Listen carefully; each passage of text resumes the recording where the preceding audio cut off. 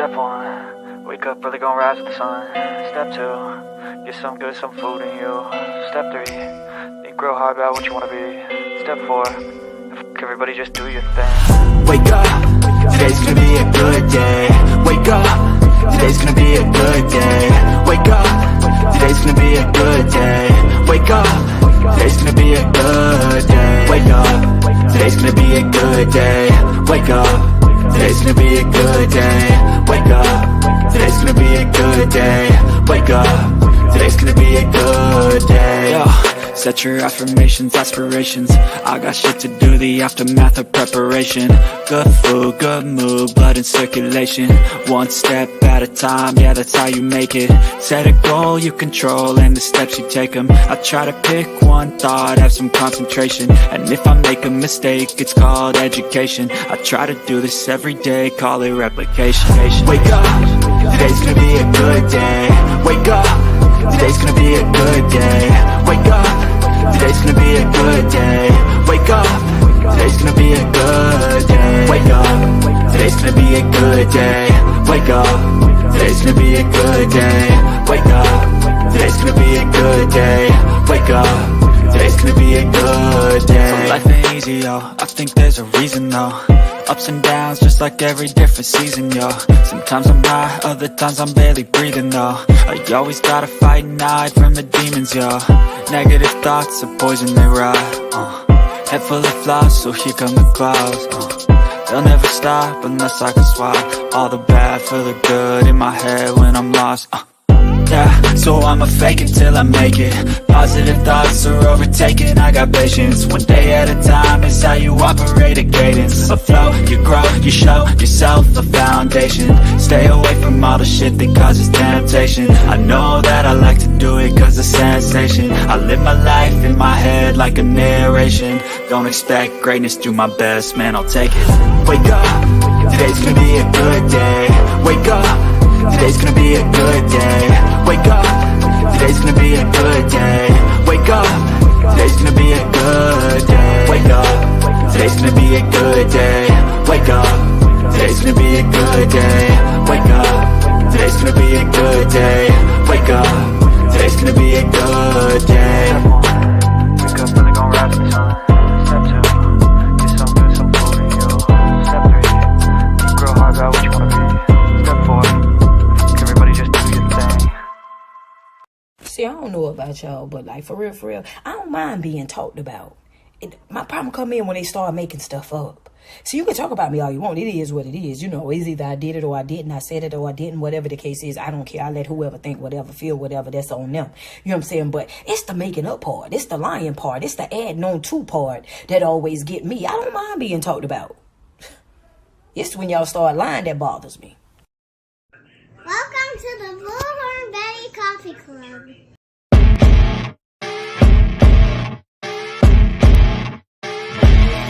As you wake up in the morning, you want to find the latest, greatest information about criminal cases and have an intuitive conversation about the suspects associated with these cases. Head over to the Bullhorn Betty channel on YouTube.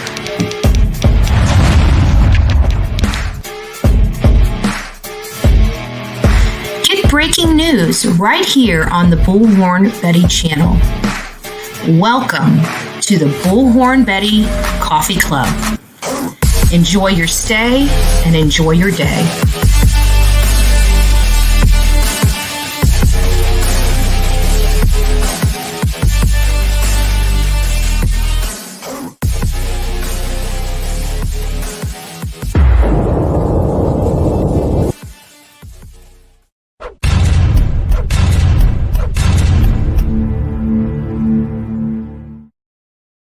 Well, good morning, YouTube.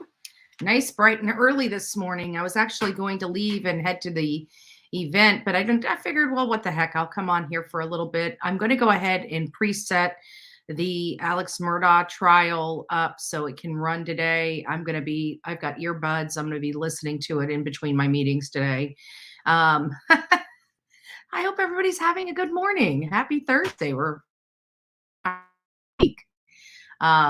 The reception is cheap hotel reception. So we may be, you guys should still hear me, even though the video might freeze here and there.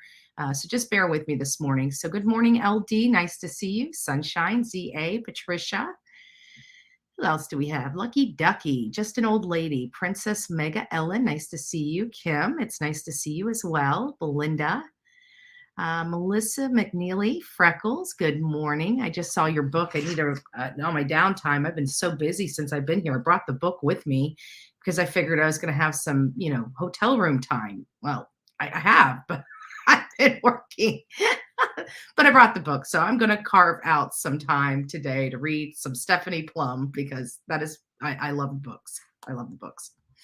So, Cranky Pants, it's nice to see you. Robert's Girl, Julie, Selena, MJ.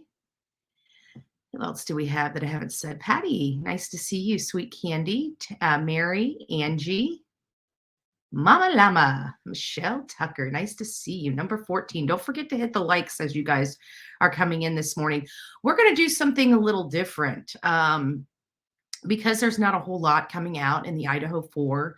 And I know the majority of our audience is very interested in all the updated information, So I figured, why not go on Reddit this morning? And we're just going to pop it up and go through it and have open discussion because there's a lot of crazy stuff on there. I didn't have coffee this morning, so here's to Monster. Cheers. Hopefully I get enough energy and enough caffeine in my body that I feel like myself again. As you can see, I'm not as hello this morning because I don't have my juice. I don't have my juice. It's the coffee club and I'm drinking lemon tea Monster. So whoever's drinking coffee, pass me a cup. Pass me a cup. Stacey, I hear we have a birthday in the house this morning. Happy birthday from the Bullhorn Betty channel and clan to Stacey. Happy birthday, love. Happy birthday. And all the people that have birthdays coming up. If I'm on here, hopefully I can say happy birthday. If I can't, I'm sorry. So happy birthday, everyone. We need to start doing something. I wish we were all a little closer and we could have cupcakes.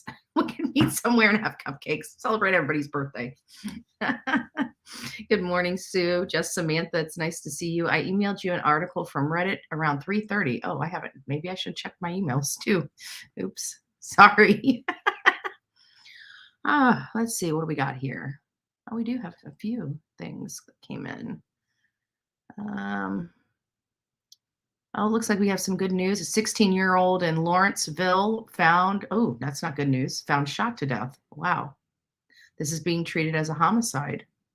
I'll have to look into that. Thank you, Tammy, for sending that over. Let's see what Samantha's got over here.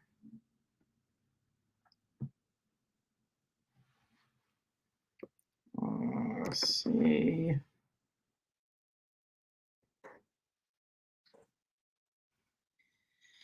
All right.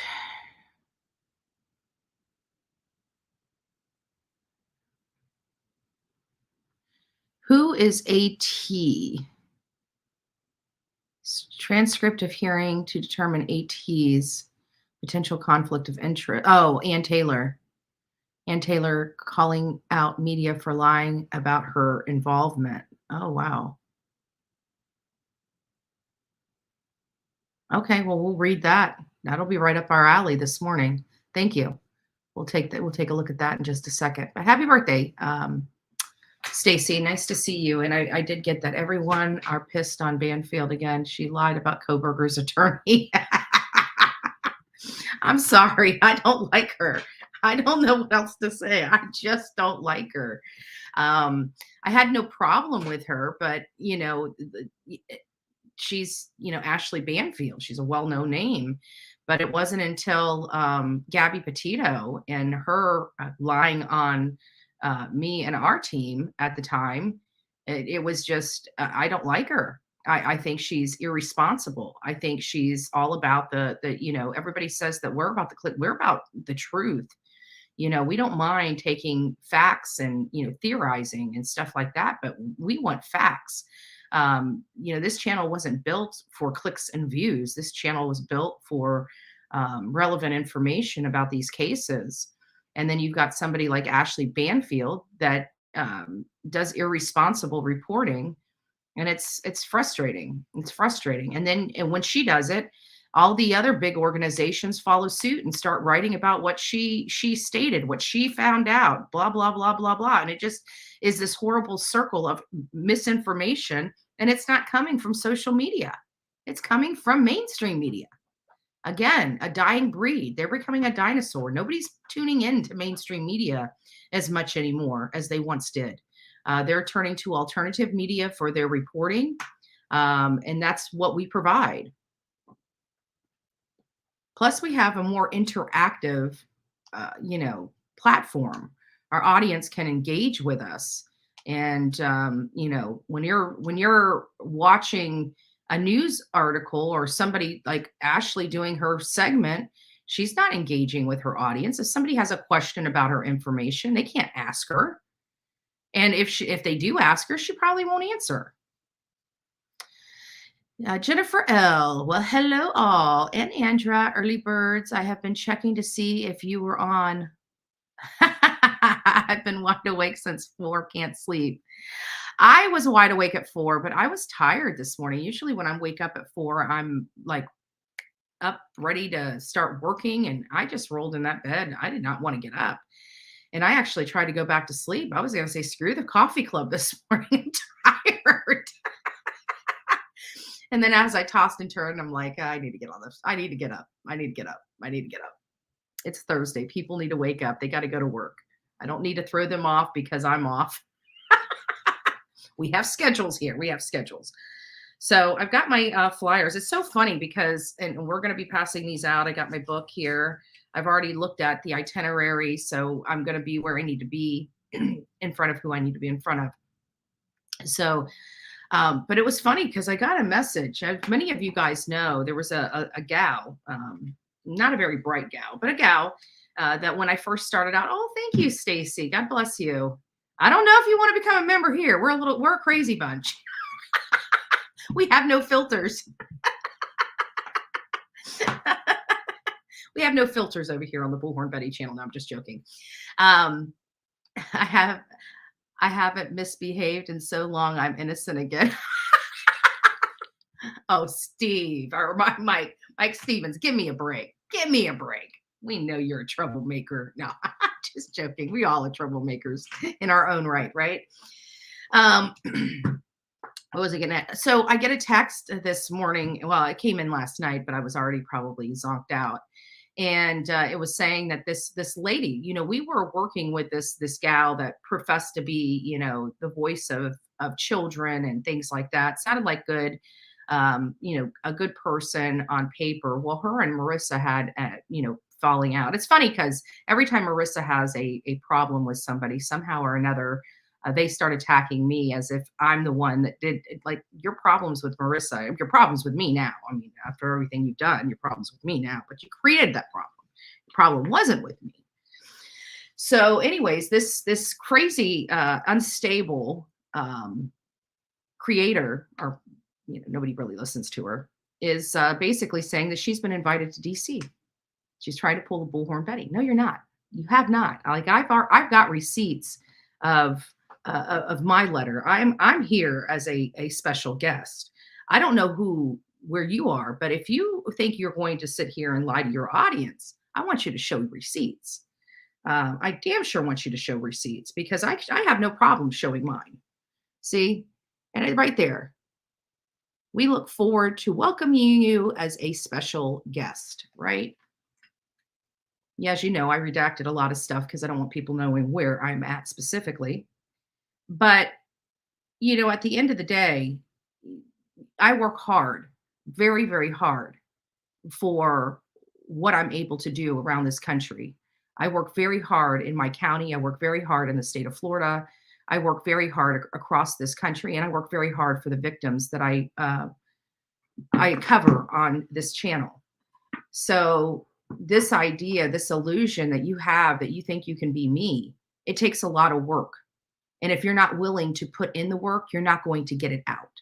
So I wish you the best, lady, that thinks that you're me. You'll never be me because I don't have hate in my heart. That is one of the first ingredients, is not having hate and not spewing hate on others. If you are a victim's right advocate and activist, that's what you need to be doing. I'm not a victim. Get off my back. You need to be working for your victims. You have stopped literally working for the children and the people because you hate. And you try to say you are this, you went through this victims training. No, you didn't. If this is how you act, I feel sorry for you. Very, very sorry for you. And I pray for you. But I will tell you, show me your receipts. I'd like to see them.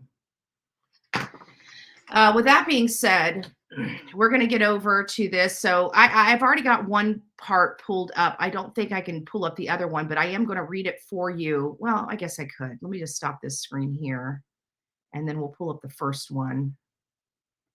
We'll read that. Yeah, I think this is it. There it is. We'll read that, and then we'll go back to the other one. All right. I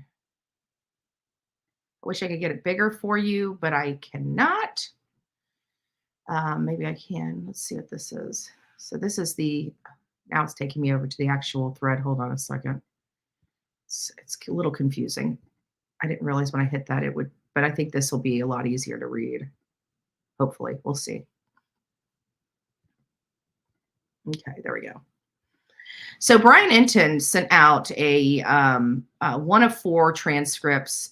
He's a transcript of secret court hearing in January between Brian Kohberger's public defender, Ann Taylor, and the judge has been made public. Taylor told the judge she has no conflict representing Kohberger because she never met Idaho victim Xana Kernodle's mother. So had she met the mother, potentially it would be something else. Let me get that banner off real quick. Hold on so you guys can see. I'll try to get it a little bit bigger for you. If you guys have this might not be conducive for, let me see. There we go. This might not be conducive for your phone, but I got it to blow up a little bit. So here it is. This is kind of the transcript. Courts noted the presence of counsel in the defendant and stated the defendant is still in custody. Court noted that all parties were appearing via Zoom. Court stated that this is the time set forth for the state status conference.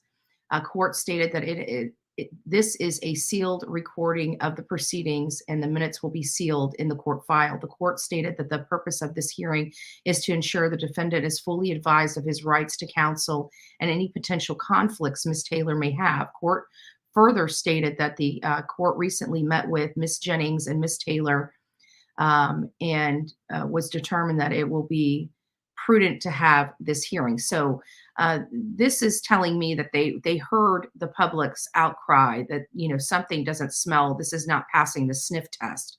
So I believe that, this is a result of us uncovering the fact that she was the attorney for one of the victims' moms. The court stated that Ms. Taylor is appointed public defender from Kootenai County, and that Ms. Taylor's name is on nearly all the letterhead of Kootenai County Public Defender's Office, whether she's acting as an attorney or not. The court explained to the defendant that a conflict of interest can arise if counsel currently or previously represented an individual, or if there is some other conflict, such as they would need to withdraw. The court stated that this court generally leaves the issue of conflict and the decision, if it is necessary to withdraw, to each attorney on a case-by-case basis, and to follow counsel time to discuss this decision with the individual they are representing. The court stated that based upon discussions with counsel this morning, it is the court's understanding that the defendant is in agreement with Ms. Taylor continuing to represent him, and further states that it is the court's understanding that Ms. Taylor does not believe there's a conflict. The defendant stated that this is correct.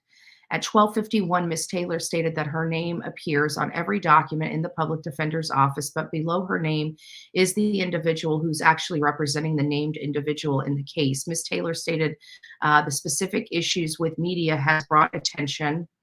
Let's get over to the next one.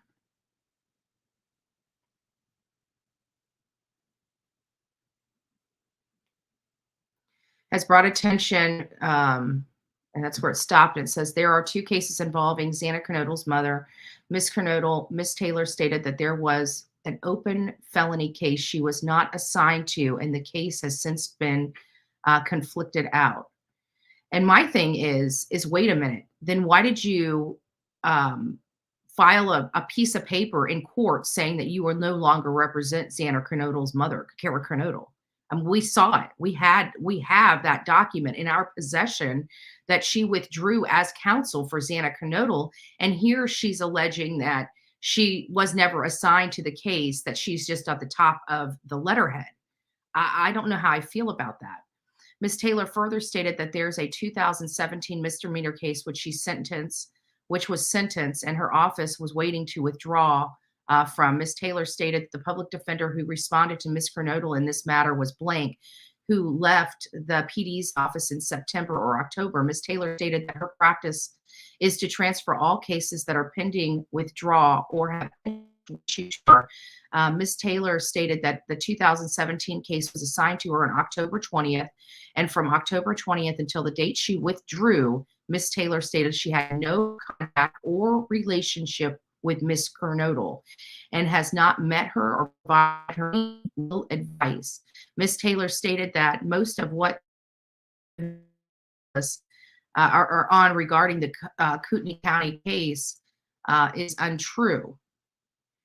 Ms. Taylor stated she has spoken with Bill Thompson and Ashley Jennings and explained the above situation to them. Ms. At the ISB Bar Counsel's office, who conferred with blank, and all 3 do not believe that there is a conflict so long as the defendant is comfortable with her remaining on as counsel. So the defendant, the ball is in Brian Koberger's court, according to this. Ms. Taylor stated that there is no other person that she is connected to in this case, and states that Mr. Koberger is the only individual in this case to whom she owes the duty of advocacy and loyalty. Upon inquiry from the court, Ms. Jennings stated that this is her understanding as well. Court questioned the defendant. The defendant stated, given the information he has heard and the conversation he's had with Ms. Taylor, he feels comfortable proceeding with her as counsel. The court advised the defendant of his right to have an attorney, and if he believes there's a conflict, the court can find and appoint different counsel. The defendant stated that he understood. The court questioned the defendant. The defendant stated that it is his wish to proceed with Miss Ann Taylor. The court stated that there is a lot of speculation surrounding this case and has spoken with attorneys regarding staying focused on the facts. The court appreciates this issue being brought to the court's attention and states that the information appropriately covers any concern. Court recessed at 1:05 p.m. So that was the court hearing related. So they did take issue with the potential conflict of interest. The courts heard the public and the information. And quite frankly, on its face, I don't know. I mean, we're talking about Kara Kernodle having a power of attorney with Ann Taylor's office. This seems a little more involved than what is stated in this court hearing. But, you know, either way, it sounds like the ball is in Brian Koberger's court, whether he trusts Ann Taylor or not. And it appears that he trusts Ann Taylor. And he would like Ann Taylor to represent him. He would be the one that would be appealing this should the conflict exist, and he's moving forward. So I'm comfortable with that, as long as I know that he's not going to have an opportunity to appeal. Let me get over here. I haven't even been watching. The the chat. I apologize, guys. Let me go up here. But it sounds like he's the one that ultimately has to make that decision for him, whether or not he's going to continue with Ann Taylor. And it sounds to me that his wishes are to continue with Ann Taylor, even if a conflict may exist. Ann Taylor is adamantly denying that this conflict exists. She's saying, "I've never talked to Kara. I don't have any, But that, the stuff that's being reported, one came from Ashley Banfield, because she's the one that brought Kara Kanoodle on the program, right? So, I mean, if we really want to point blame at, who's really made the circus, it's, Ashley Banfield. But either way, it sounds like the court relies on the defendant. If the defendant is comfortable, if the defendant wishes to proceed, if the defendant. And according to Brian Koberger, he understands what happened, and he's saying, yes, I want to proceed. Now, the type of person that Brian is, I feel like he's just enjoying the fact that now he actually has one of the victims' family members' attorney representing him. Like, I just feel like that's just another thing that makes him tick. Sick, but I believe it. I just ordered McDonald's for my son. Of course, I ordered a coffee and ran out of creamer here. Oh, that sucks. I'm not having coffee this morning. I need coffee. As soon as I leave here, I'm getting the biggest cup of coffee I can possibly. I want to get, I need to get one of those thermos cups. You know how you can get free refills or refills for 99 cents if you buy the big thermos cup, like at the store. I don't know if it's like 7-Eleven or Pilot. They all have these thermos cups that you can refill for like pennies on the dollar, right? And I almost want to get one of those, because that really should be my coffee. That really should be my new coffee cup. I noticed that everybody that sends me coffee cups, they're getting bigger and bigger and bigger. I love it. I love it. Pretty soon I'm going to have this big old cup this big that's bigger than my face that I'm drinking out of. I'll just have to stick a straw in it. So what do you guys think about this? The whole thing with the conflict of interest, and Mab was on here. I had said out the gate that I did not believe that, it really depends on the scenario whether the conflict of interest actually does exist. And then Mab came on here, and him and I had a kind of an open debate, because, I don't know the facts of this case. So, I reported to the audience that, there may, because everybody was like, oh, there's a conflict. And we came on here and said, well, not necessarily. It doesn't necessarily mean that there's a conflict. But the more we heard from Ashley Banfield camp, and the fact that there was a power of attorney for Kara Kernodle, I didn't know about that. That's how I learned of that. I started thinking maybe there might be a little more of a conflict of interest here than what I assumed. And we started when Mab came up, and him and I had a discussion, and he sent me some more information. And then there was an attorney that Andrea something that came out and was talking about the conflict of interest. And I got to say that explanation and this explanation from this judge and this hearing were not lined up. If you go back to that and hear what her arguments were for that there not being a conflict, and what was stated in this hearing is much different. So even that attorney, again, speculative, they're going off as about as just much information as we're all going off of. So those types of things do happen. If you don't have all the information and you're basing something on the limited information you have, certainly you're not going to be, because it's not, we can't beat her up, because the attorney that was talking about that,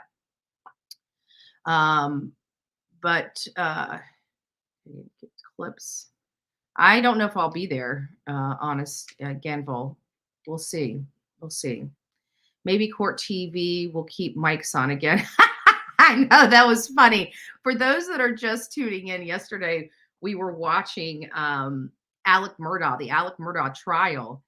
And it was a little crazy, because I start talking, and the like Court TV, they have their little thing, "We'll be back soon." And then all of a sudden, we start hearing blinkers. We start hearing people talking. We're like, what are we listening to? And sure enough, it was a hot mic. Apparently, whoever they left, and whoever was running the camera must have taken the mics with them and forgot to turn the mics off. And so I can only imagine that the people from the studio are trying to get a hold of them and say, "Hey, you guys got hot mics." But they're just talking and yapping and blinkers. And is that the jury van? And shortly after they said, "Is that the jury van?" The whole entire feed goes down. Somebody in wherever Court TV's main office is killed the entire feed because they couldn't shut the mics off. And it was funny. Well, thank goodness nothing really bad happened and nothing bad was said.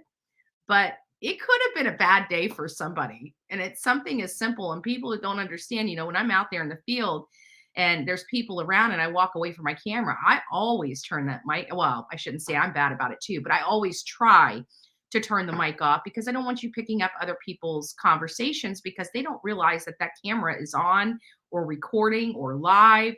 And it just causes a problem. And it was a lady that we were out in Chatham County, Georgia, and she was a reporter, real sweet girl. Not the Shay girl that did that crap interview with Leilani and her mom. That whole, we just want to find our grandson. He's out there somewhere. Yeah, okay. It was another lady, but she was young. She reminded me a lot of my little sister. So I kind of, favored her a little bit. And I was just chatting with her and really nice gal, but she was talking. I was on a live, or no, Dolly was live, and she was talking, and she said some things because we were talking about how they didn't let us into the press conference, and because I was properly credentialed to be there, and so when Fox was running a little late, they couldn't open the door because if they opened the door for her, they'd had to let me in. And so Fox was really upset that, how dare they not let them in? We were there plenty of time before the press conference started. But again, you're talking about a law enforcement body that doesn't follow the law. And so they just don't care. So she was out there and we were talking to her about how her colleague got, wasn't allowed in. She's like, yeah, and she was telling us this story about the lady that does that in the police station. And she said something. She said some things. And she's like, "Oh, am I live? Please. Oh, you got to take that down." We're like, "We'll take it down. We'll take care of it." But it was crazy. So ever since then, and I felt so bad for her. And I'm like, oh my gosh, I didn't realize she didn't know we were live. And so I'm like, okay, so from here on out, every time I start talking to somebody or step away from my camera, I try to make it a point to turn the mic off because I don't want a situation like that. I darn sure don't want to, jeopardize anybody's job. And sometimes, these people work for it. They're not like me. I work for myself. I work for all of you, but I mean, at the end of the day, I'm boss, I pay the bills. I make sure everything's flowing. I have the stresses of this job and keeping it going strong. But she has to work for somebody. She has somebody she has to answer to. And she could very well lose her job because she made a little snarky comment about somebody over at the police, in the police department, and unintentionally, just in conversation, with a live feed on. So that's kind of what. But we had that live feed going, and I'm just thinking, oh my gosh, please don't say anything bad. Like I'm listening, like I want them. It's one of those things where you want them to say something bad because you want to capture it. But it, like in the back of your mind, it's like, please don't do it. Please don't do it. Please don't do it. And but me listening in, of course, I want to hear some juice, right? I want to hear some stuff because I'm nosy like that. But I'm glad that nothing bad happened. But it could have. So Banfield's interview with the mother was BS. Then if Ann Taylor says she's never met with her, not once, yeah. And I don't know where the whole power of attorney stuff came from, but when I heard it on the Banfield stuff.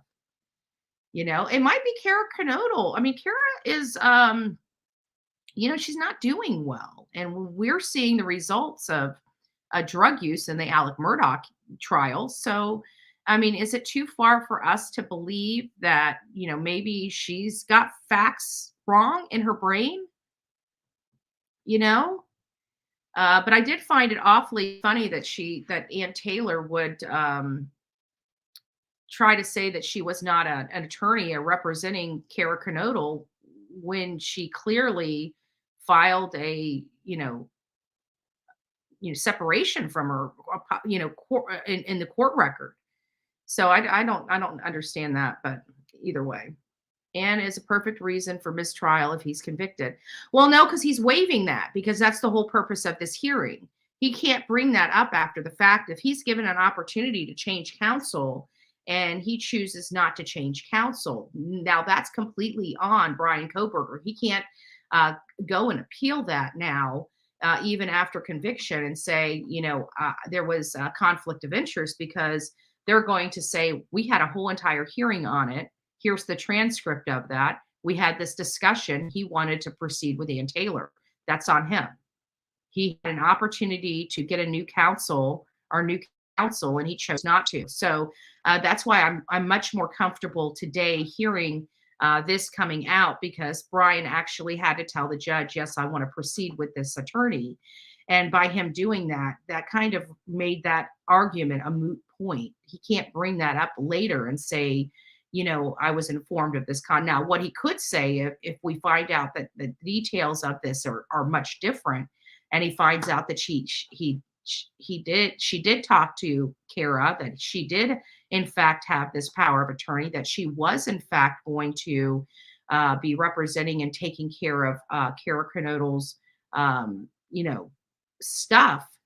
That's one thing, but Kara Kernodle implied that she was working with Ann Taylor, that Ann Taylor was supposed to be taking care of her stuff while she went to like rehab or something of that nature. And so it doesn't sound like that whole entire story was very truthful from Kara. Now, again, we have to remember Kara is a criminal. Kara is on a lot of drugs. She was just extradited back to Idaho. We know from the other interviews, she didn't seem like she was a mother that was really involved or engaged in Kara or in Xana's life, which is sad. It was very sad. It looked like, at least Xana's father did a good job raising his daughter. She seemed very bright. She seemed very lively. And her life was snuffed out entirely too soon. And her mom's a drug addict. And there are a lot of families like that. When she was on Ashley Banfield's show, she couldn't answer what kind of car her daughter drove. She literally had no information about a child she birthed out of her. It was sad. It was sad to watch. My heart actually broke even more for Xana after seeing her mother and listening to her mother's initial interview with Ashley Banfield. And then as soon as Ashley could use her again for a click and a view, she did, even though she knew she had no information. And then what happened? We find out that the entire conversation about Ann Taylor doesn't appear to be true. And I say that because I don't see Ann Taylor intentionally lying to the courts. Like that could really cause her problems in the future with the Bar Association and other things if she's in open court lying to a judge. That's one of the things people don't understand is that, attorneys are officers of the court as well. They're officers of the court. They have to follow the law. They can lose, and I don't see anybody willing to lose a license that took them 8 years to get, to lie to a judge about one case. I just don't see it. Attorneys, they have to talk about it. Like even Jim Griffin, you remember the whole tweet? He retweeted an article from the Washington Post that basically talked about the botched crime scene investigation. That was an opinion of the person writing the article. He didn't say anything. Well, he did. I personally think he wrote something. He said, I just retweeted the tweet, but it looked like he actually did write something there. But I digress. And either way, he's like, oh, well, judge, that definitely was me. I definitely retweeted that. He did not want to lie to the judge about the retweet because, or that it was not his account or anything like that, because attorneys are held to a higher standard when it comes to you don't lie. You can't. You can lose your license, hundreds of thousands, millions of dollars a year by one lie. No attorney is going to be willing to go down that rabbit hole, at least none that I am aware of. Even my friend years ago, she was a paralegal with me because she was a licensed attorney, and she had, a domestic issue, not a violent domestic issue, but a domestic issue where she was doing research on her ex, or somebody she was seeing that was, anyways, she did some investigation that wasn't warranted. She wasn't hired to do that. She was doing that. She was using her resources to look into somebody for a personal matter.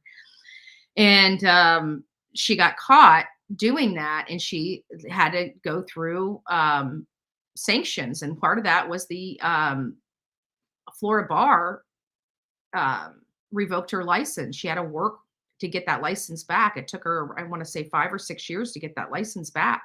It put her in, even though she was an attorney, when we were in the law office, she was working under another attorney as a paralegal like me, because she did not have a lawyer. She does have it now. She has it now. She got it back.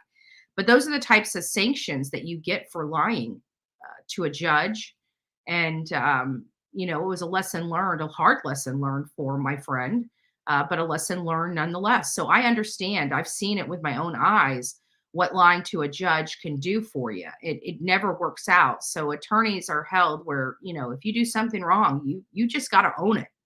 You just have to own it and deal with it, because lying, you will deal with such harsher repercussions than just owning it.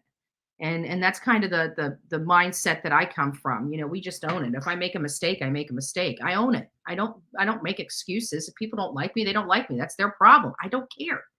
I don't care. I live for me. This is my life, JD Vance is great speaker. Betty, have you seen the movie or read his book, Hillbilly Elegy? No, I haven't. I have not. Which makes sense. Mike, Mike, no, defense office withdrew mother because she was MIA. She had a different attorney. It is in her arrest record. Sad that mother lied, but addicts do sometimes. Yes. Joho, I'm thinking it might be ho-ha. I don't know if the J is an H. So whoever you are, I agree. So there is that. But let me go ahead. I'm going to go ahead and for my mods that are out there, if you guys want to copy this link, go ahead and copy the link and start posting it out. Let me see if I can just stick it to the top here real quick. If you guys have any questions about this particular case, close this. I didn't realize I still have it on top chat. Let me turn this to live chat. There we go. I'm going to pin this to the top of our chat. There you go. So if you guys want to come over, we cover anything and you want to come in and discuss what we're covering, go ahead. I'm probably, depending on who you are, I may bring you up on panel where people can see you, but I'll ask you when I pull you up whether you want to be on panel or you just want to be heard. So let me get through some of these comments here. Yeah, don't forget to hit the like button. For all those that are coming in, please hit the like button.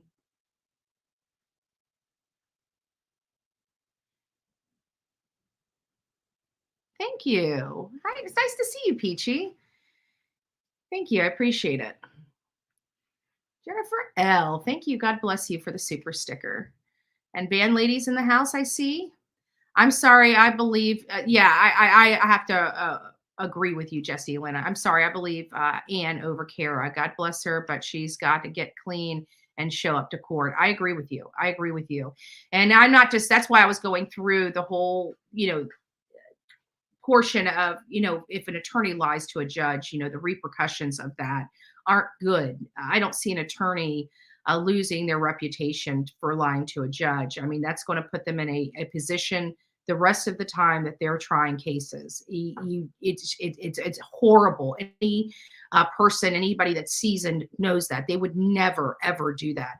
Maybe in a new attorney coming out does something and doesn't want to get in trouble for it and scared.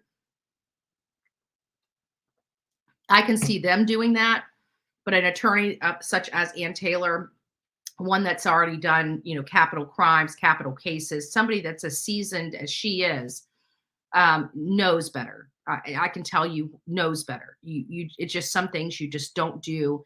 And that is one of them. It really is.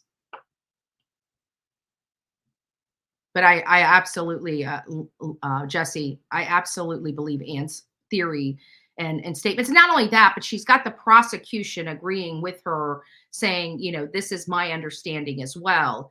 And so for the state and the defense to say, yeah, these are the facts of the case. Listen, I believe that's the facts of the case. Neither of those attorneys are going to lie to the judge. They're just not going to.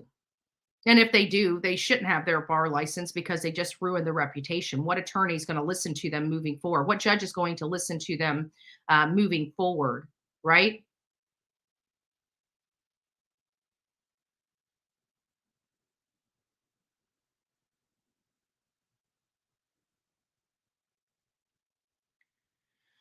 Her office may be not, maybe, but not Ann personally. Yeah, her office. It's the whole office with lots of attorneys working with Ann. Yeah, the problem that I had was the I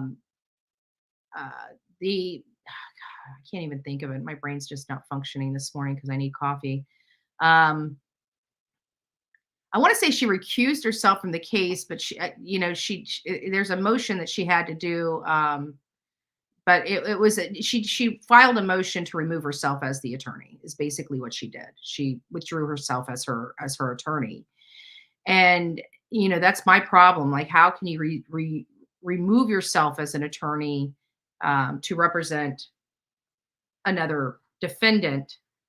That is, but if she never had contact with her, and there was only a few form letters that left their office, and it was most likely left their office by one of the paralegals, legal assistants, or one of the other, grunt workers in the office, then she didn't have contact. There is no conflict. But Mab even went further and provided us this video of an attorney talking about the conflict. There could have been a conflict here. I just want to let everybody know that the information that we got that showed that there wasn't a conflict was not accurate information either. So we were getting inaccurate information on both sides. That's why I was trying to tell people that there could be a conflict. It really depends on the information and what was told to her by Kara. It came down to the conversation, and I even brought that up, that it depends really, that it doesn't matter what the case is for. It really matters what was discussed. And Ann is saying she's never personally spoke to her. She's never personally spoke to Kara. So that clears it up for me. But the information that we got, even related to it not being a conflict, goes against what we're hearing here. I mean, it does come down to how far she was along in the case. How many conversations did she have? What did they talk about? She's saying there's nothing to even explore here, because she's saying, look, I never even talked to her. That's what Ann Taylor told the judge. I'm going to believe an attorney that's under oath in a court proceeding to be telling an attorney, and corroborated by the state. The state would have looked into this, because the state doesn't want to shovel out resources to take this capital case to court, to turn around and have to redo it again because there's a conflict that they were aware of and they did nothing about. So now it's been addressed in the courts. The courts have given Brian Koberg the opportunity to say whether he wants Ann Taylor to be his representative or not. And he chose to have representation by Ann Taylor. And I think he's smart to keep Ann Taylor, because Ann Taylor seems like a pit bull. She seems like the kind of attorney you need on your side. She's been representing him very, very well. there's a lot of misconceptions. A lot of people say that public defenders, I'll tell you guys this, that they'll say that public defenders aren't good. They're public pretenders. Once upon a time, I would agree with that statement. But the quality and quality of attorneys that are coming into the public defender's office are really good. I'll give you an example. For one of my cases, you guys know I've done a lot of stupid shit. Excuse my language. I've done a lot of stupid stuff in my life. I had a lot of childhood traumas that led me down a dark path of drugs and alcohol. And, I got into some trouble, and I had a public defender. A public defender represented me better than my $8,500 trial lawyer. I spent a lot of money for a trial lawyer in a particular case, a particular matter, and I was represented better with my $50 public defender than I was with my $8,500 high-powered attorney. True story. I lived it. But in all fairness, the public defender had a much smaller case. It was clear that my rights were violated. It was clear the law enforcement did not follow the proper procedure. It was very, very clear that it wasn't a good arrest. Which I've had many of those that aren't good arrests. That's why people try to say that I'm always in trouble and I've done this and I've done that. No, I haven't. I've been caught up in a bunch of BS. Then I had my opportunity for due process, and the court systems worked in my favor because I when I'm on the right side of it, I'm on the right side of it. That's all there is to it. You have to commit a crime for you to be convicted of a crime. That's the way I look at it, right? That's why I keep looking at Alec Murdaugh and saying, you committed this. You're going to get found guilty of it. It is what it is. Jules says, so what do you think about Kara saying that she has AT power of attorney? Would you give the power of attorney on someone you've never spoken to? See, this is the problem, though. We haven't seen that power of attorney. In all fairness, it's been alleged, but where's the receipts?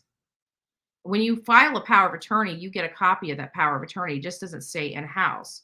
And who, because that power of attorney would kind of tell us who, what's going on here. She did remove herself. Ann Taylor did remove herself from Kara Knodl's case.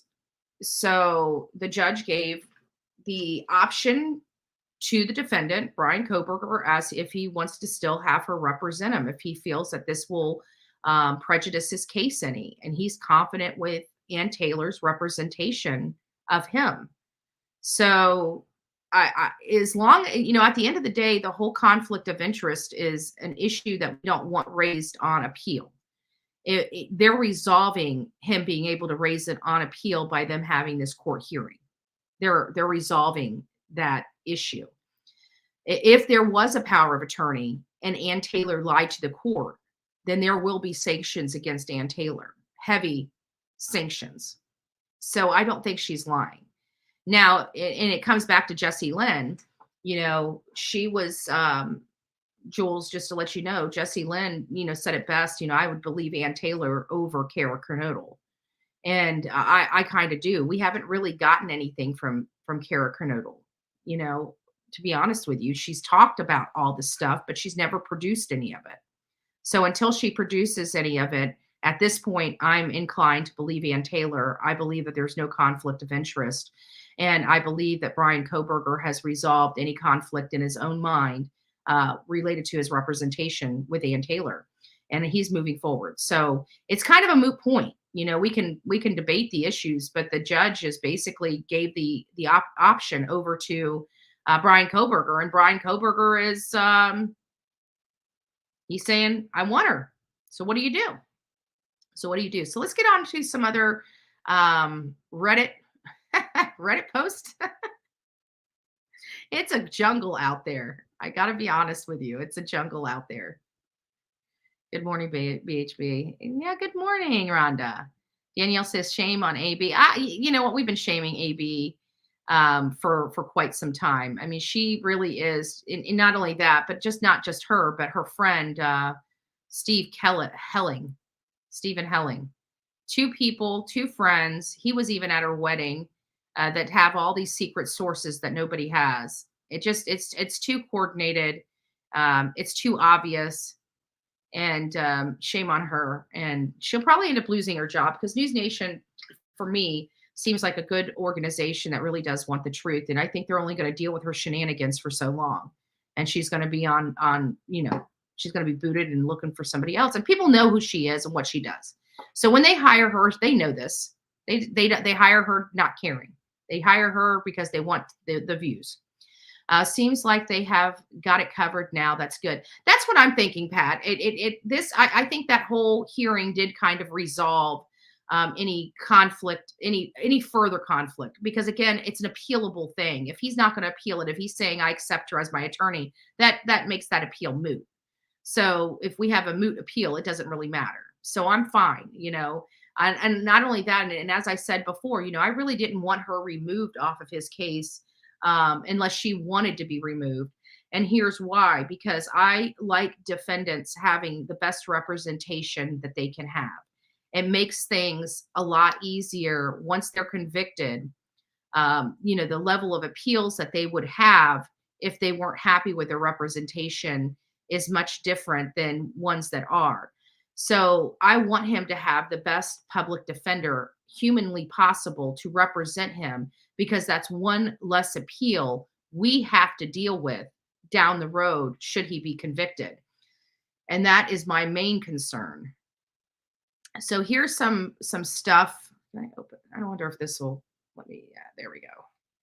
I just want to get it big enough for you guys so you guys can read it on your phones. So this is they have a new link here for the Bryan Kohberger. They have a whole 24,000 members here, and it's a Reddit link. This discussion group is Bryan Kohberger itself. And it says under here, Bryan Kohberger is dedicated to the discussion of Bryan Kohberger is dedicated to discussion of Bryan Kohberger, the suspect who has been charged in the murder at 1122 King Road in Mascow. So if you guys aren't, there's a whole bunch of new communities that have popped up since Bryan Kohberger was arrested. And this one, it says more search warrants linked to Idaho killing suspect to be unsealed. So we're expecting a bunch of documents to be unsealed today, sometimes today. Court officials initially said they would they would be released Wednesday, but later said it wouldn't be until Thursday. In Pennsylvania, search warrants unsealed after 60 days from when they are signed, unless a motion is filed earlier. The 60 days run through the end of Wednesday. We did get those documents, though. Those were all released to us. We went over those yesterday. And as a matter of fact, still have them up on my I still have them up on my screen right now. We'll go through those as well. The 60 days runs through the end of Wednesday. The documents are expected to shed more light on what authorities found and seized when they arrested Kohberger at Monroe County home for killing the 4 college students. This person, whoever's writing this, Mila, apparently does not realize that they were released yesterday, because we have those. But there's other stuff on here like DNA questions. And maybe this is something we might want to discuss a little further. Let me get that off just real quick so you guys can see everything. There we go. If DNA was found to be a match to a male relative of BK's was only touch DNA, what does touch DNA even mean? And what are the potential issues with that? Why haven't they found additional amounts of his DNA? What does a single source DNA mean? What about the numerous amounts of DNA that must have been in the house, having so many people there at parties and visits? Could there be other DNA that was mixed that would point to there being a second suspect or second weapon? It says golf clubs / second knife not made public. Interesting question. And a lot of questions in one. So I guess let's start at the beginning and maybe, hold on, let me just see. And anybody that wants to come up and discuss this, the link for StreamYard is at the top The link for StreamYard is at the top. So with this DNA question, the first thing they're asking is if DNA was found to match a male relative of BK's was only touch DNA, which I'm not sure if that is classified as touch DNA, but we'll see. What does touch DNA even mean, and what are the potential issues with that? So let's find out. I'm dozing. Y'all take care. I'll pop in later. Okay, Jennifer, you go and get some rest. I know you've been up and you've been having sleeping issues. So get your sleep when you can, hon. They don't have to tell it all, do they? No, we're not at the stage where they have to tell all. I mean, look at Alec Murdaugh's case. Great example, because we've all been watching it. But Alec Murdaugh's case, a lot of the stuff they had to turn over to the defense. During the trial process, they have discovery prior to any trial, so everybody knows what each other has on them. But even with that, they're not required to provide that information until they get to that stage of this process. They're not even at the discovery stage right now. They're not even concluded. We haven't even heard whether they haven't concluded their investigation. They told the attorney that they were going to conclude their investigation around March 1st. So the attorney or the judge put a gag order on this case, and it should have been just a gag order until March 1st. They should be addressing this gag order because that is what was said at the hearing. She may be presiding over this trial, but I can guarantee at the level of this case is so well known, they're going to have to move venue or bring in a jury pool. Those are the only options that they're going to have. But they can't keep this out of the light and out of the minds of the people, of the public. This is a public trial. The public has every right to know what is going on. That's the whole purpose of a public trial. So let's see, what is touch DNA? Let's see what touch DNA is. Give you guys the so touch DNA, also known as trace DNA, is a forensic method for analyzing DNA left at the scene of a crime. It is called touch DNA because it only requires a very small sampling. For example, from the skin cells left on an object after it has been touched or casually handled, or from footprints. So it's basically DNA from your thumbprint touching stuff. That's what touch DNA is. And again, it is stuff that's left. This is stuff that's left at a crime scene. Now, the problem here, let's go to the next question. It says, why haven't they found additional amounts of his DNA? We don't know whether or not they have. And not only that, we still haven't heard about the results from his search warrant at the Wazoo campus. Remember, they found blood spots. They found what they perceived to be a dog hair. They found a larger appearance of blood in his what appeared to be blood on sheets and pillows inside his Wazoo home. So there may be DNA from the victims inside his home as well. They're asking, to me, this is only a one-sided question where it should be, because he had to leave that scene and go somewhere. And it appears that he ended up taking a long route home. I guarantee they're going to get that OnStar data, and they may even find out where he stopped to potentially dispose of that knife. So have they found additional amounts of DNA? We don't know. Nobody knows. What does a single source DNA mean? So single source, and I'm sure, I don't know why they would write this instead of just looking it up. What is single source DNA? Single source DNA is DNA profiles of evidence and reference samples are identical to each interpretable locus, also called DNA match. References individuals may be the source of DNA in the evidence sample. So these are going to start getting, and I don't understand why they're so adamant about the DNA. We've discussed this case. Like I said, the DNA is literally the sprinkle on top. It is not what the DNA shows me personally. It shows me that either he or somebody close to him was in that home. That's all that DNA shows me. That DNA does not put him there. That DNA does not mean that he touched the sheath. The DNA does not mean anything. All the DNA, all that DNA on that button means is that he or someone he was close to was inside that home and committed these crimes. That's all that DNA tells me. It doesn't tell me that Brian Kohberger was there and did this crime, because if somebody was close to him and he had touched that sheath, looking at the knife prior to, then his DNA would be on it. So it'd be somebody that's close to him. But what we see here is he was a loner. He wasn't close to anybody. Outside of one person that ran with him, he really didn't hang out with anybody. He didn't associate with anybody. He was nasty to women. When he did go out, he went out by himself. So, I mean,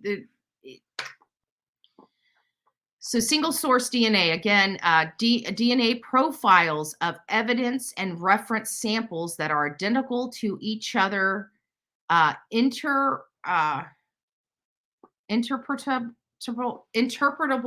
locus. DNA profiles of evidence and reference samples are identical at each interpretable locus. And I don't know what interpreter locus means. I'm going to have to look that up. This person's given us a freaking vocabulary lesson on here. What does the numerous amounts of DNA that must be in the house, having so many people at the parties visit? They can, I'm pretty sure they've got Hunter's DNA in that house. I'm sure the problem here with the DNA is that it was found on the murder weapon sheath.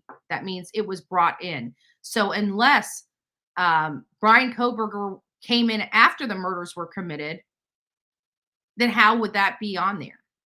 Even if he was in the house previously, you would expect his DNA to be on, maybe the sink handle, maybe the toilet paper roll, maybe the doorknob. But to have his DNA on the actual sheath, that's something entirely different. That was what the murder weapon was held in. So I have no confidence. This theory that people believe he had nothing whatsoever to do with this crime. Explain to me how his DNA got on the sheath of all things. He had seemingly no contact with these girls.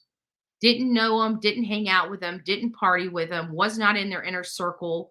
Why is his DNA inside that home? That needs to be the first question everybody asks themselves. How in the world could his DNA be in that home? We haven't heard or found any witnesses that stated that he ever attended any parties inside that home. And trust me, after him being found, being arrested for this crime, it makes me wonder. Brian Kohberger, this is rest in peace, my dear friend. Weird coincidences. Frank Olivia from Miami wrote, what is this on? Was that on their obituary?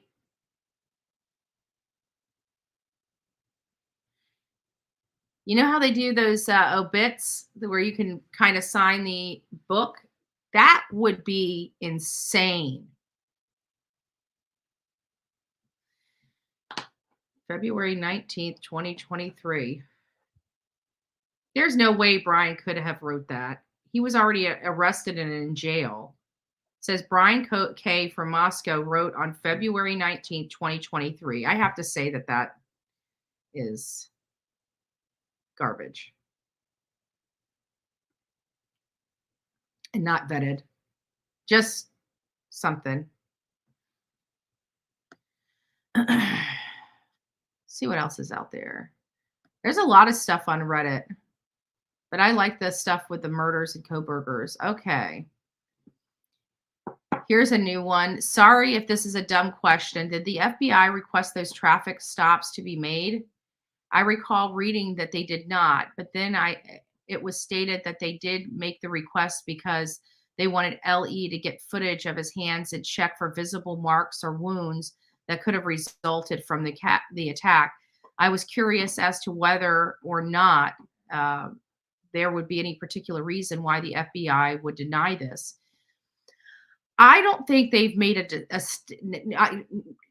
let me get back to my chat. Now, tell me if I'm wrong, but I don't think the FBI ever came. I don't recall any FBI agent responding or making comments on this case, especially not denying whether or not they had law enforcement or state officials in Indiana pull the car over. What we did hear, and again, I can't confirm it, and neither can anybody else, just to let you know, because there is still a gag order and nobody is talking. But I do believe 2 traffic stops back to back. Yeah, they were trying to get something.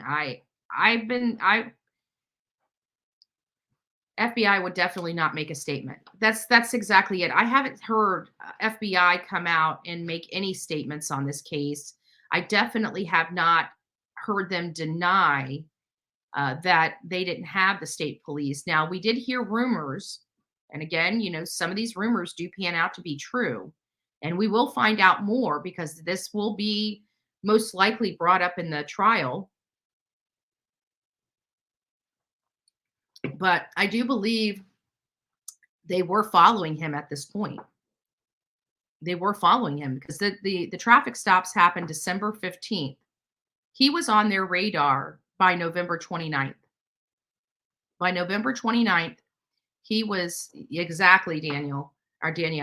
The FBI never talks.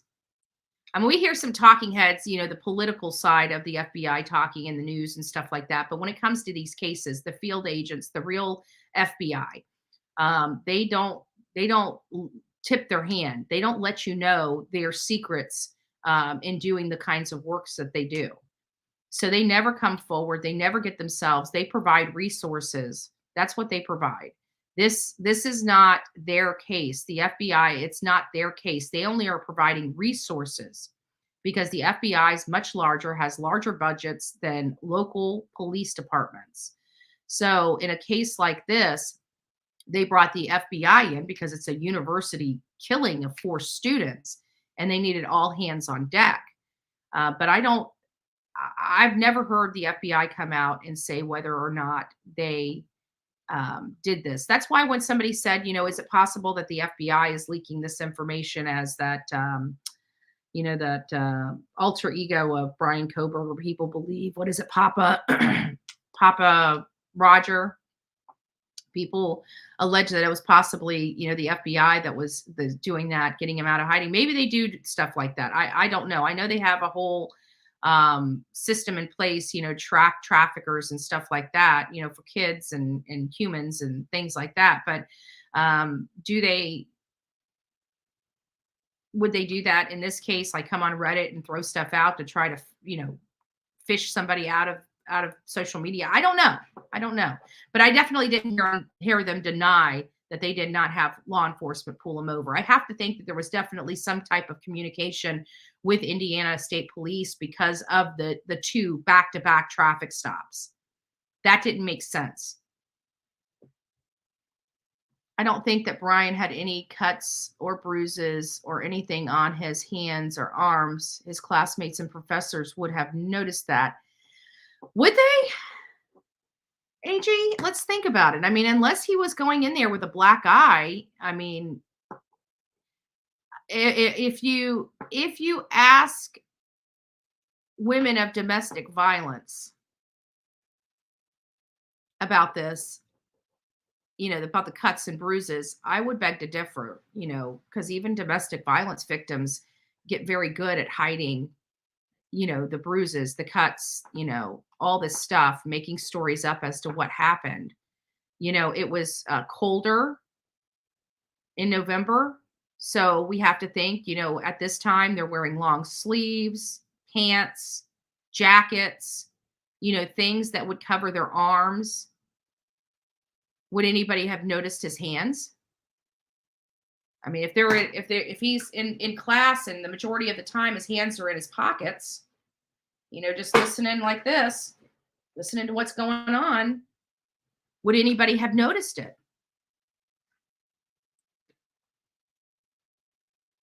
As many people said, when he got back, when he was grading their papers, he got easier on grading their papers. So he wasn't in as much conflict with people after these killings as he usually is.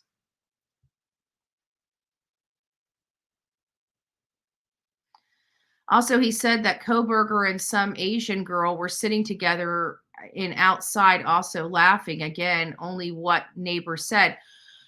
I spoke to the neighbor downstairs from him, and the neighbor said that, she's seen him talking to a girl at the mailbox, but the girl went one direction and Brian went another direction. We actually asked the neighbor, had she ever seen him bring a girl home, anybody? And her answer was no. Nobody has ever gone in his house that she's aware of. She's never seen them, but she says that he was a little irritating to her because they had just moved there. They moved downstairs. They've got 2 children, and he would be running the vacuum cleaner and running water and sounding like he's cleaning the house in wee hours of the morning, as if he wasn't sleeping and he was kind of obsessing, OCD type behavior. That's kind of what she was alleging to Olivia and I when we were interviewing her from downstairs. But we did ask her the questions, whether she's seen him with any girls, and she didn't. And that's the neighbor. So I'm not sure. Not sure.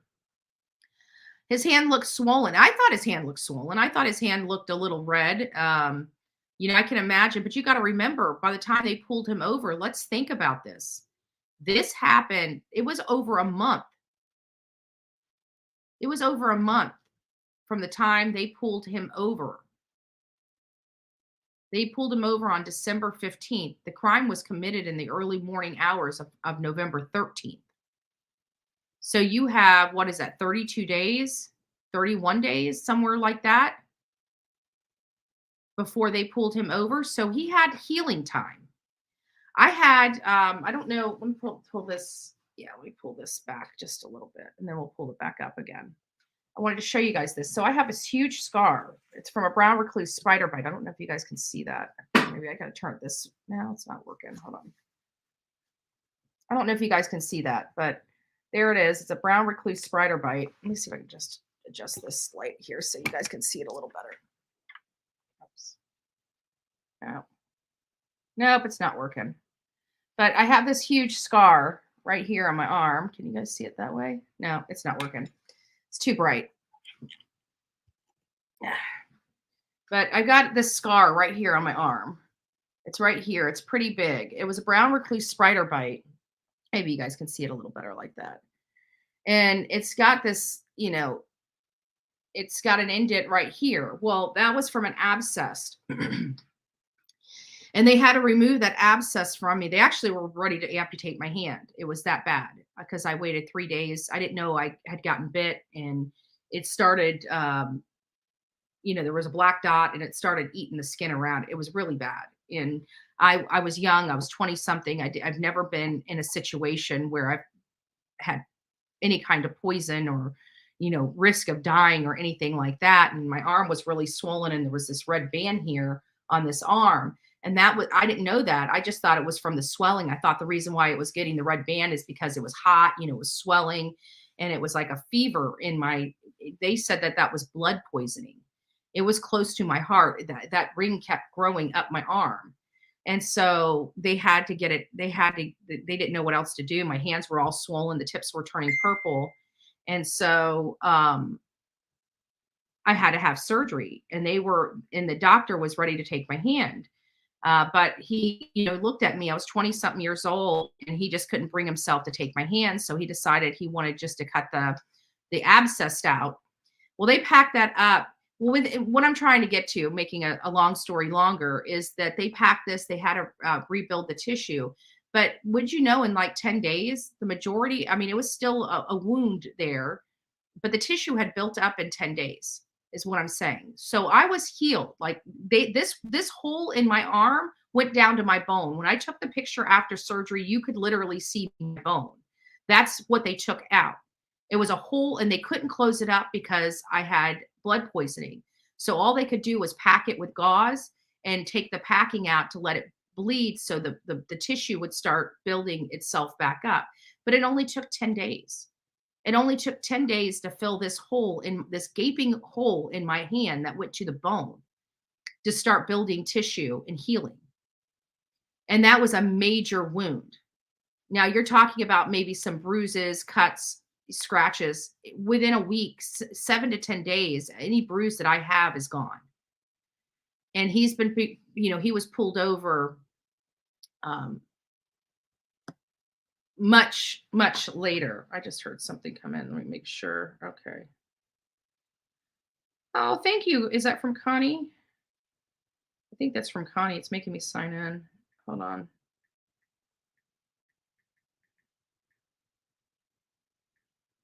Give me just a second, guys.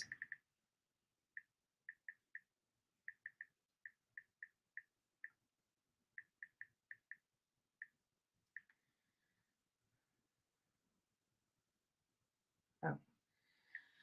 I think it's not letting me sign in for some reason. I don't know why. To my, here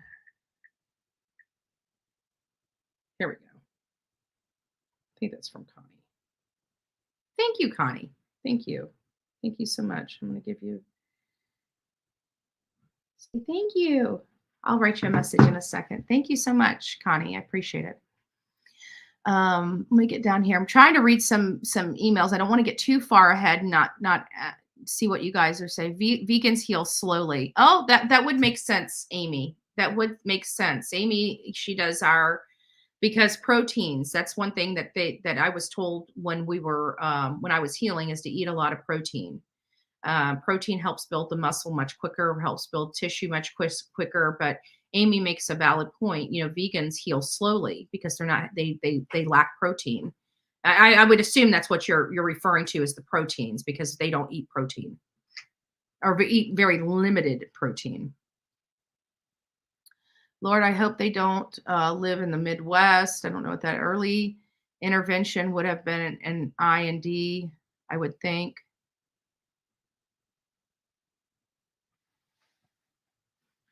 Oh yeah, and don't forget the girls, the mods have been. This was set up by the mods. Thank God, I've got mods. They're wonderful people, but they realize that I'm needing of some better equipment out in the field. For interviews and stuff like that, I'm fine with the phone and what we have. But like when we did the Idaho 4, when we were there for the memorial that was in the dorm, and they put us back on Media Row on the stage, those cell phones, we can't zoom in on our cell phones when we're live. And I want to have the equipment necessary so we can be back there on the stage and have a good view of what's going on, no different than the media, than how they zoom in and zoom out on live broadcast. I'm unable to do that with the equipment I have.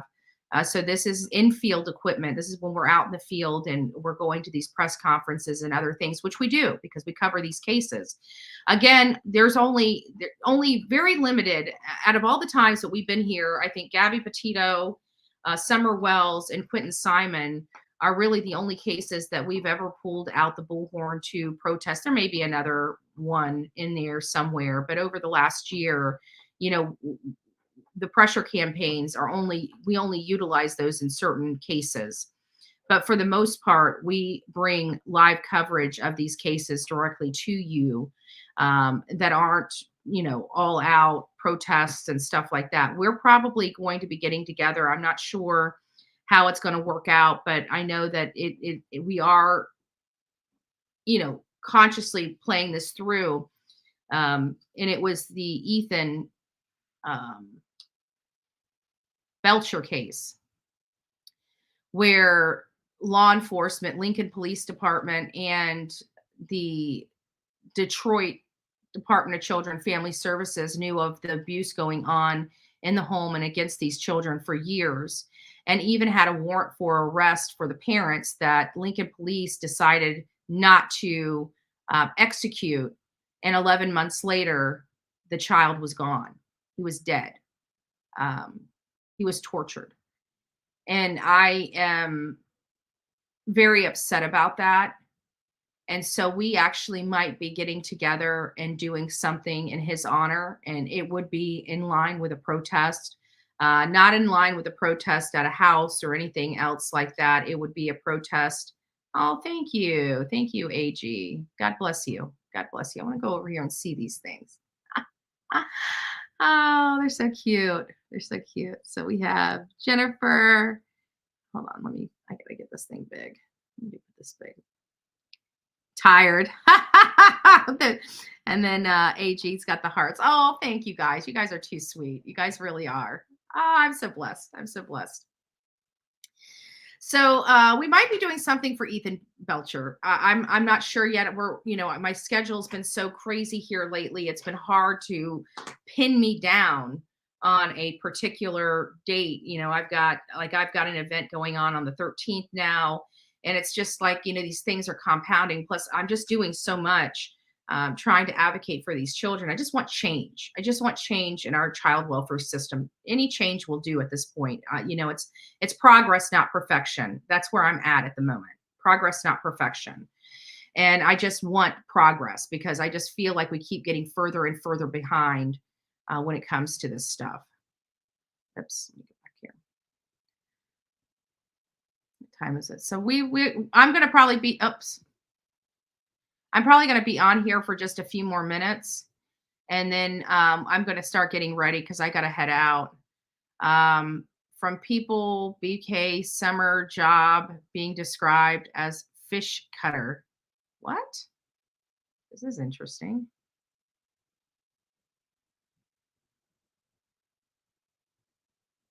Yeah. Okay. Perfect. Thank you, Amy. Good morning, Pure Country. Oh, thank you, MJ. Thank you. So this is one that's interesting. From People, BK's summer job. Please don't tell me this is people.com. Let me guess. I bet you if I click on this link, I bet you it's a Stephen Helling article. What do you bet? What do you bet? I don't trust People. BK's summer job being described as fish cutter at Fish Lake. The boss, Conklin, has spoken on the record before, so it's not news. It's not new news that BK worked at a fishing lake job when he was in high school in Pennsylvania. What's new is that now commentators are latching onto the phrase fish cutter to describe his job, which sounds a lot more sinister than the previous description of BK working job at a summer cleaning fish at the lake. Now it's being reported as a way BK could have learned knife work. Make it what you will. So that's interesting. I didn't even hear that. Let's see what this says. See if I can go over here. Will it show it? No, it's not going to show you this one. But let's read this article. This came out. Oh, it came out yesterday, late yesterday. Let me see. I'm going to drop down. I'm going to drop down the Reddit stuff, and we're going to put this People. Let's see who wrote this article first. Oh, it wasn't written by Steve Helling. It was actually a combination. Tristan Thomas and yours truly, Jennifer Coffendorfer. Jennifer Coffendorfer put in this. So Steve Helling did not assist in this article. Might actually be true. This article might actually be true. Years before firing from university job, Idaho suspect Brian Koberger was a problematic fish cutter employee. Years before before Idaho murder suspect Brian Koberger was reportedly fired from his teaching job in Washington State University, he worked as a fish cutter at a lake in Pennsylvania. According to Charles Conklin, the owner of Big Brown Fish and Pay Lakes in Effort, PA, Koberger, 28, previously worked for him for a period of 4 months in 2011 as a seasonal employee when Koberger was in high school. Koberger was trained by Conklin to cut and fillet raw fish using industry standard knives. However, Conklin says due to Koberger's demeanor, he forbid him from ever interacting with customers. He never warmed up and got friendly, Conklin tells police. Most kids that worked here we considered like family. He was withdrawn and didn't show improvement. Sounds like the letter we got from Wazoo, doesn't it? This really paints the picture. This is the way Brian Koberger was just a weird dude. Something wasn't right with him back in high school. Something happened to this man. He was never right. He was never right in the head. Everybody says how his demeanor was not one that they could put around other people. So he was just a nasty, ugly individual, kind of like some of the haters here on YouTube. We might find out some of them might be serial killers before long, right? Bullhorn Betty might be the first victim. Sorry. Had to throw that in there.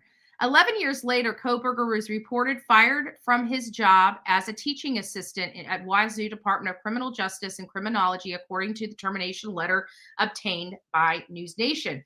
The News Nation letter, I guarantee, was much different than the letter that Ashley Banfield read on her segment. Citing two separate altercations with a professor, one in September and one in December, Koberger alleged failure to meet expectations as a TA and the alleged lack of progress regarding professionalism. The university decided to cut ties with him effective December 31st. Oh, the day after he was arrested. The day of his arrest, according to the outlet, a day after his arrest in connection with the Idaho killing. The reported firing took place weeks after the killings of the University of Idaho students Kaylee Gonzalez, Maddie Mogan, Xana Kernodle, Ethan Chapin. Gonzalez, 21, Mogan, 21, Kernodle, 20, Chapin, 20, were stabbed to death in their off-campus rental home in Mascow, Idaho on November 13th. Ethan was not a resident of the home, but was staying overnight with his girlfriend, Kernodle. Koberger has been charged with 4 counts of murder, 1 count of felony burglary after DNA and cell phone pings allegedly linked him to the crime scene. And we know about the cell phone pings and how accurate they are because we all watched the Alec Murdaugh trial. We learned about the cell phone pings. We learned about the direction. We learned about what our cell phones do when we don't know they're doing what they're doing. We learned about OnStar data. We learned about the black box in the car that can tell when the car is engaged, when it's parking, when the blinker's on, when the radio is turned on, when the phone's hooked up. We learned all this stuff with the Alec Murdaugh. So this idea that they only have this DNA and cell phone ping is the craziest thing I ever heard. They have a lot more. And that OnStar data literally is a tracking device. Your vehicles are tracking your every move. Everybody's worried about your phones. I'd be worried about your vehicles. Your vehicles are what's telling on everybody. They have literally turn-by-turn direction, knows exactly where you are at any given time. He's not even entered a plea to the charges. Limited information is being shared about the case due to a sweeping gag order that's hindered officials involved in the case, including his defense attorney, Ann Taylor, from talking to the public or media. Koberger appears in court on June 26th. We're going to start raising money because I want to be there June 26th when he goes to court.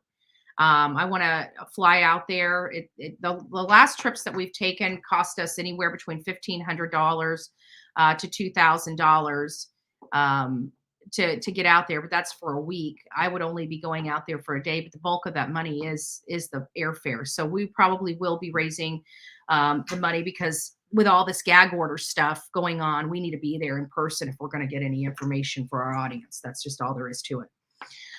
But he was a security guard and helped saving a woman. I've never heard he helped save a woman. That's news to me. And Wazoo cannot leak any letters. Come on. It was a YouTuber, Gigi, who made up the letter. I'm keeping the facts for now, not News Nation bias. I agree with that, because I guarantee if they've got a letter from the university, it's not the letter that they originally reported on. I can guarantee that, because I saw the letter that they originally reported on, and it had no letterhead. It was not a letter that I would think, or written the way I would think something would come from a university, and people that have a good grammar, good, it just wasn't. He had a low T, low energy, yet still a narcissist nonetheless. Yeah. He probably did. I don't know. I mean, he was 28 years old. But see, this is the problem. He's been an angry person since high school. He's been in school and school and school and school. Nobody had any red flags. These teachers that are teaching about people like him couldn't even identify his personality sitting in their stinking class. Like, that's not a professor that I want to learn from. If you have a serial killer, one that hasn't committed any crimes, but the personality, because criminology was what? The study of crime and criminal behavior. And you've got him in your class and you don't even know that you don't even have red flags going off for him. I do not want you teaching me about serial killers or the behavior of them if you can't even identify one in your own class. You're not a teacher that needs to be teaching me. So that's the fish cut. The fish cutter. He's a fish cutter. He's a person cutter too. He's a people cutter and a fish cutter. But we talk about, they usually have hurt animals. Is it possible that this was his animal hurting? I don't have to cook. Donate your favorite recipe someone else makes.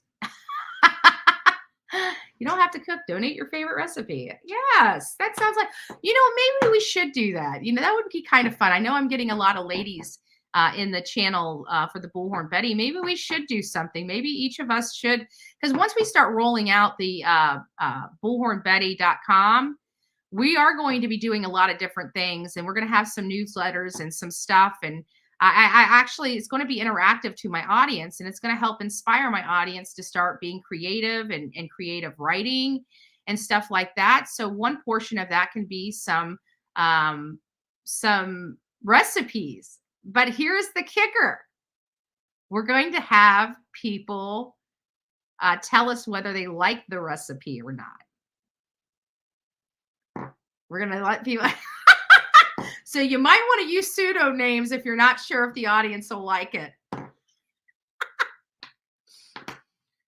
Yes, we all talk about, I know you guys got me so hungry yesterday. What was it? We needed food, and what else was it yesterday? I can't remember. I tell you, I would be a horrible witness for myself because I couldn't remember. I couldn't remember crap. I guess I could if I sat down. We were talking about the Greek food only. We were talking about Greek dressing and how that literally makes everything taste so much better. Like I don't use it all the time, but occasionally I just like the flavor of it, and it tastes great on pork chops, chicken, steaks. You can marinate, you can grill, you can fry. It doesn't really matter. Even adding it to your hamburger mix, it just makes it. It just flavors it up. It just flavors it up. Oh yes. And cheesecake. Now I'm starting to get hungry again. Let's stop talking about food. Oh, and then Mama Bullhorn's meatloaf recipe. But see, the problem with Mama Bullhorn is, Mom, I hope you're not listening. I'm going to tell you guys the truth. The problem with Mama Bullhorn, she's a very good cook. Very good cook. Taught me everything I know. I make my tea the way I was raised to make my tea. My mom does not make the tea the way I was raised to make tea anymore because it has way too much sugar and food has way too much salt. So as my mom is started getting older, she's starting to take better care of herself. So she's removing more salts and more sugars out of her diet, right? Well, when I cook, I'm, I'm still I like sugar and salt. So unless Mama Bullhorn accidentally drops spices in her, and I know that when she says, "Oh, I accidentally dropped the spice in there, and it turned out to be the best gravy ever," it's because you didn't accidentally do that. You actually salted your food. You just don't want to let your doctor know that you put salt in your food. Don't lie.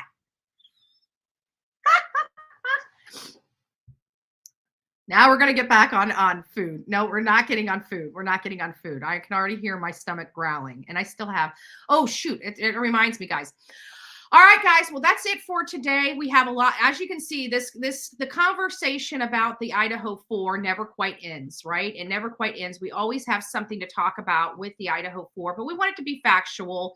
And while a lot of the stuff came off Reddit today, we can't bring any factuality. We did get Brian Enton. If you know anything about me, I love Brian Enton. I trust Brian Enton. I trust his judgment on these types of things.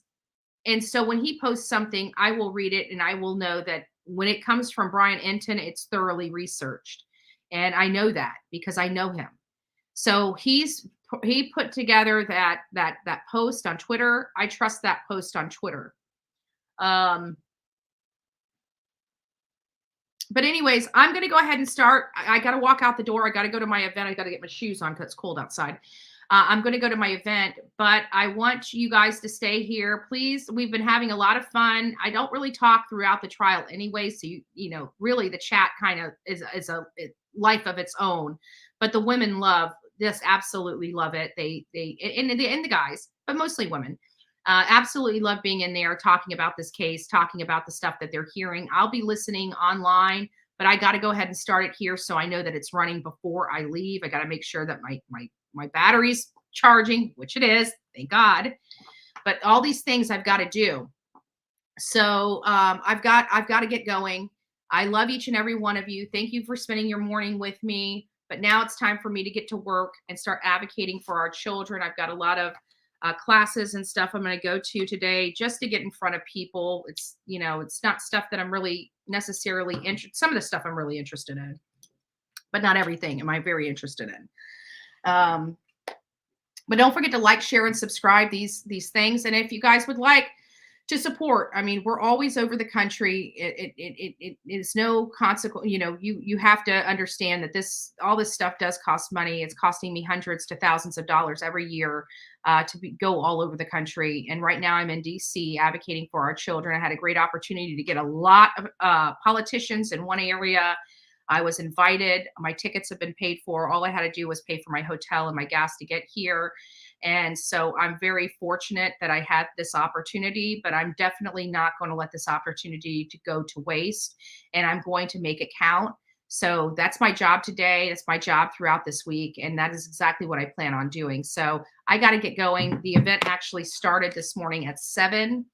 But it was kind of the welcome, the rah, let's go get them type stuff. I'm not into all that. I've been doing this long enough that I just, it's not my cup of tea. So I want to go in there for the good stuff where I can get in front of people that matter. And that's really my focus here. So it's time for me to go. So you guys have an amazing day. For those that would like to watch the closing arguments, the defense's closing arguments today, please come over back here in just a few moments. I'm just going to go live. I know my live says 9 o'clock, but we're going to go ahead and kick it off. And you guys are just going to have to sit and wait and watch. As soon as it comes on, you guys will have an opportunity to watch the closing arguments of the defense because the state did their closing arguments yesterday. I thought the state did a home run. They really did break it down to motive, means, and opportunity for Alec to have committed this murder. I believe that they provided enough evidence that tips the hat in their favor, showing that there's nobody else that could have done this crime other than Alec Murdaugh. And, that's just my opinion. I'm not a jury member. We have people in here that believe completely the opposite, that the state did not prove their case, that they believe that Alec is innocent of this crime and that somebody else had to have done it. So we have a lot of different mixed opinions in the chat. for the Alex Murdaugh. So, you know, you're going to find, and everybody's very friendly there. It's not a nasty, you know, even though they have differing of opinions, it's actually kind of fun. We actually laugh at it. We have our Alec Murdaugh champion over here, Mike Steven. So it's Mike and Born Betty are waving our flags. I'm team guilty. She's team innocent. He's team innocent. Why do I keep thinking you're a she? I don't know. Anyways. All right, guys. I love you guys. God bless and take care, and we'll talk soon.